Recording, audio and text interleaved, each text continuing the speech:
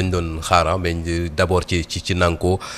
li nga xam ne moom mooy incursion bi mu def léegi defal nañu le décor xam nga Nanko c'est un grand reporter. moo tax xam naa muy xaw a xaabaabal tuuti mais ça montre l'engouement mi nga xam ne même journaliste bi ci sa cadre liggéey da nga koy am cette envie de vivre les moments forts là ak présence bi dañ ko tàmmoon c'est une grande première tey Guédiawaye accueillir li nga xam ne moom mooy défilé régional bu Ndakaaru donc y a les officiels foofee dégg nañ ko maire de Dakar même l'opposition tamit am na ñenn ñu fa nekk noone Aziz bi mu duggee léegi ak mise en place bi comme on l'a vu sur les images heureusement y a l'opposition y a les officiels y a l'armée y a le corps diplomatique ak ñi nga xam ne ñoom ñooy patronat bi nga wax léegi waruñoo bàyyi benn secteur de la vie bu ñu demee ba anciens combattants yi nga xam ne sax jàpp naa ne waroon na leen mun a noppal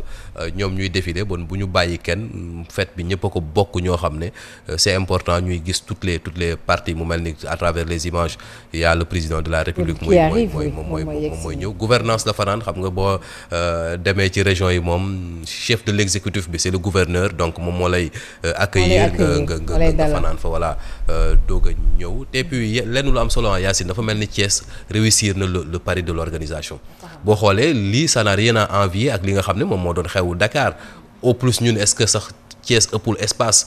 ni ñu ko gisee nii voilà en termes d'espace dafa mel ni fii c'est beaucoup plus aéré te loolu dafay yokk sécurité bi yokk confort ñi nga xam ne ñoom ñooy seetaan tamit li nga xam ne moom mooy défilé bi organisation bii nii c'est sûr que c'est des gros moyens et puis ce boulevard là tamit c'est l'occasion boulevard bi ñu ko doon defee fii ci Ndakaaru léegi ça a été renommé boulevard Mamadou Dia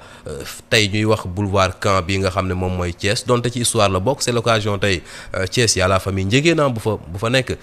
pourquoi pas ñu rebaptiser ce boulevard là au nom de voilà le premier ministre qui accueille donc le président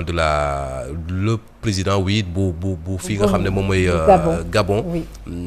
ci invité officiels yi la bokk Gabon xam nga ne ñun ak ñoom on a des relations séculaires yu am solo Nguema effectivement général Birame Diop mooy def les salutations yooyu Yacine xam nga ne le général bi dem retraite récemment ci mois de février bi il est originaire de Thiès démb dama koy wax Alassane ma ne ko vraiment bu ñu defoon calcul bu baax imaginer nga nekk SEMGA chef d'état-major général des armées sénégalaises ñuy defee ce défilé du 4 avril sa région c'était l'occasion ñu may la benn 2 mois de plus rek avant ngay dem retraite mais nga fekkee lu mel ni effectivement sa dëkk bi nga juddoo la jàngee fi màggee fi am fi papa ak yaay ak dëkkandoo yu ne mel ça saurait être benn luñ mën a yokk ci CV yam benn bu mën a yokk ci parcours am général Maï Cissé le président du Gabon effectivement il a fait un peu ses humanités ici à Dakar. Oui effectivement waaw et puis il n'est pas le seul la sous-région presque la leader yi ci gën a fës mais Dakar la ñu jàngee au-delà il y a une forte communauté sénégalaise bu nekk au Gabon il y a aussi une forte communauté gabonaise bu nekk fi nga xam ne moom mooy Sénégal man sama ancien directeur général fi ma jógee ñëw tey des médias muy Makhtar Sylla amoon na une télévision au Gabon parce que y a une forte communauté bu fa nekk Gabon sous-région bi yëpp la Dakar la ñuy jàngee médecine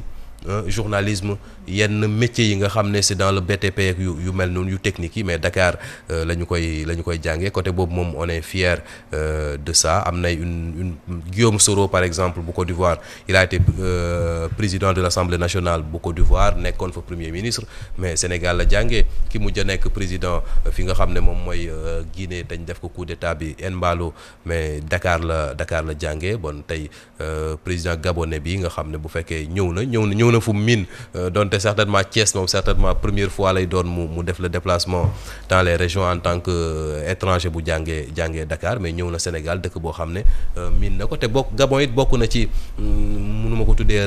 l'un des rares pays mais ci pays yi nga xam ne le nouveau régime gardé na ak ñoom les am na intégration boo xoolee suñu diggante Côte d'Ivoire déggatuñ ci lu bëri suñu diggante ak yeneen réewu CEDEAO yu mel ni Nigéria déggatuñ ci lu bëri côté diplomatie Gabon bokk na ci ñoo xam ne au moins côté boobu noonu mi ngi dox donc présence am fii je pense que ne lu am solo la. Mais en termes de je voudrais quand même qu'on parle un tout petit peu de la jeunesse par rapport ak la fête. On sait qu'actuellement la jeunesse sénégalaise se sent un tout petit peu persécutée généralement pas mais c'est ce qui arrive malheureusement parce que jàpp nañu ni ci ñenn ñi jàpp nañu que l'État a malheureusement failli à ses promesses donc qui n'ont pas été peut-être retenus mais tey jii fête de l'indépendance bii nii ban impact wala ban njëriñ la mën a amal peut-être la jeunesse sénégalaise de nos jours. mais démb dama suivre sur les productions yi nga xam ne ñoom Aziz ñi ngi koy def au niveau de Thiès mais quand j'ai vu le décor mu ngi nii ci image yi ma gis pavé yi lépp bien aligné ma gis tali bi ni lépp c'est bien immatriculé mooy code de la route yi affichage bi ci war a am yëpp mi ngi ci y avait benn propreté boo xam ne mi ngi ciy dégagé wu je me suis dit donc la population sénégalaise peut être aussi bien disciplinée si l'État le veut. Oui. Effectivement parce que état taxaw na veiller à ce que l'espace public ku nekk respecté ko je pense que ne jeunesse bi tey même avant tey démb li ñu doon xaar sur le discours du président de la République mooy de fortes annonces lañ doon xaar démb président démb évoqué na lu tolloog 1 milliard 4 yoo xam ne ñu ngi ko def ci filets sociaux yi jagleel ko ñi nga xam ne ñoom ñooy les couches défavorables notamment handicapés yi mais c'était l'occasion tey nga wax la jeunesse ñu ngi jëm ci comment dirais-je journée Jeux olympiques de la jeunesse donte démb woo na leen ci ñoom seen civisme bu ñu war a am la jeunesse seen partition bi ñu war a def ci li nga xam ne moom mooy moment boobee mais boo leen ciy woo tamit dafa war a fekk nga ànd ak ñoom des programmes yoo xam ne ça leur est dédié DER/FJ c'est toujours l'héritage du président Macky Sall